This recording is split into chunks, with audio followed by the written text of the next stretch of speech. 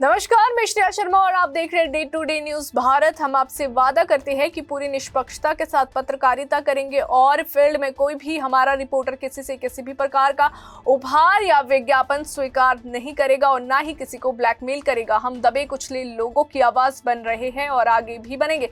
साथ ही हम ऐसी कोई खबर नहीं चला रहे जिससे हमारी भोली भाली जनता मूर्ख बने या उन्हें किसी भी प्रकार का कोई धोखा मिले। हम लोकतंत्र के चौथे स्तंभ को और अधिक मजबूत करने की पूरी कोशिश कर रहे हैं। अब बात करते हैं खबर की।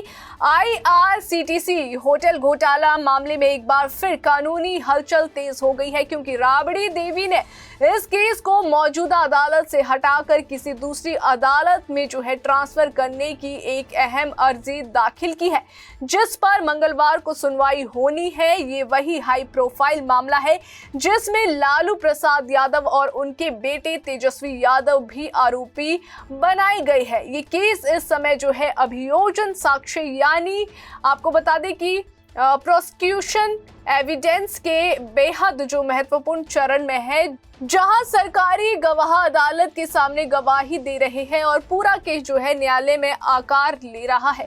राबड़ी देवी की ट्रांसफर याचिका ऐसे समय पर आई है जब इस केस को लेकर राजनीतिक माहौल भी गर्म है और कानूनी लड़ाई भी बेहद संवेदनशील मोड़ पर खड़ी है। ये मामला लगभग 15 साल पुराना है, जब यूपीए सरकार के पहले कार्यकाल में लालू प्रसाद यादव रेल मंत्री हुआ करते थे और इसी दौरान IRCTC ने पुरी और रांची के BNR होटल्स के संचालन और रखरखाव को निजी कंपनियों को सौंपने की प्रक्रिया शुरू की थी। CBI का आरोप है कि इस टेंडर प्रक्रिया की जानबूझकर प्रभावित किया जा रहा है, इस प्रक्रिया को प्रभावित किया जा रहा है और नियमों और प्रक्रियाओं में बदलाव करके सुजाता होटल्स प्राइवेट लिमिटेड नाम की कंपनी को फायदा पहुंचाया गया और इसके बदले लालू परिवार से जुड़ी एक बेनामी कंपनी को रांची के नजदीक कीमती जमीन बेहद कम कीमत पर दे दी गई।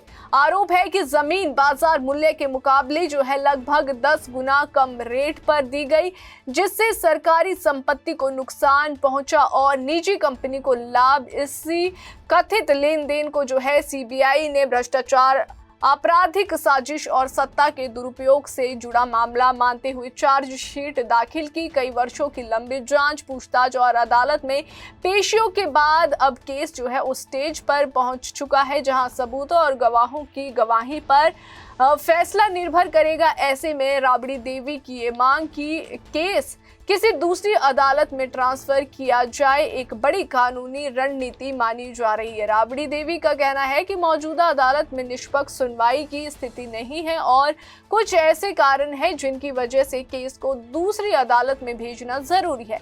अगर अदालत उनकी याचिका स्वीकार करती है तो पूरा मामला एक नए जज के पास जाएगा और कई प्रक्रियाएं दोबारा शुरू होने से केस की अवधि और बढ़ सकती है। राजनीतिक रूप से ये मामला बेहद संवेदनशील माना जा रहा है, क्योंकि लालू यादव पहले से ही कई मामलों में दोषी सिद्ध हो चुके हैं और तेजस्वी यादव वर्तमान बिहार राजनीति में एक बड़े नेता के रूप में उभर रहे हैं। विपक्ष का आरोप है कि लालू परिवार न्यायिक प्रक्रिया को धीमा करना चाहता है, जबकि RJD का कहना है कि ये केस शुरू से ही राजनीतिक प्रेरणाओं से भरा रहा है और मौजूदा अदालत में उन्हें निष्पक्ष सुनवाई की उम्मीद नहीं है।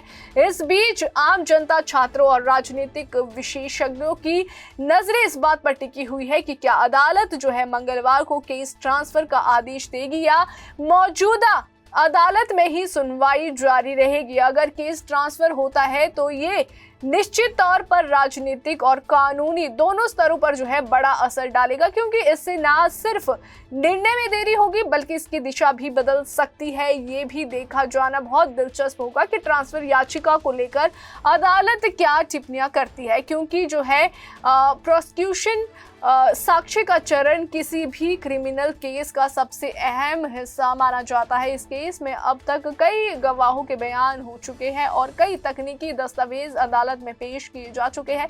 वहीं अगर बात की जाए लालू परिवार के वकीलों का कहना है कि उनकी ओर से पूरी तरह से नियमों के अनुसार जो है टेंडर प्रक्रिया हुई थी और बेनामी जमीन डील से उनका कोई संबंध नहीं है। कुल मिलाकर IRCTC होटल घोटाला एक बार जो है फिर से सुर्खियों में है और राबड़ी देवी की ट्रांसफर याचिका ने पूरे मामले को एक नए मोड़ पर ला खड़ा कर दिया है। अब सबकी निगाहें जो है मंगलवार की सुनवाई पर है, जो ये तय करेगी कि क्या ये मामला अपनी मौजूदा अदालत में जारी रहेगा या किसी नई अदालत को सौंपकर एक बिल्कुल नए अध्याय की शुरुआत की जाएगी। अभी के लिए फिलहाल इतना ही। देश और दुनिया की ताजा खबरें जानने के लिए देखते रहिए day to day news Bharat और हमारे चैनल को लाइक और सब्सक्राइब करना ना भूलें।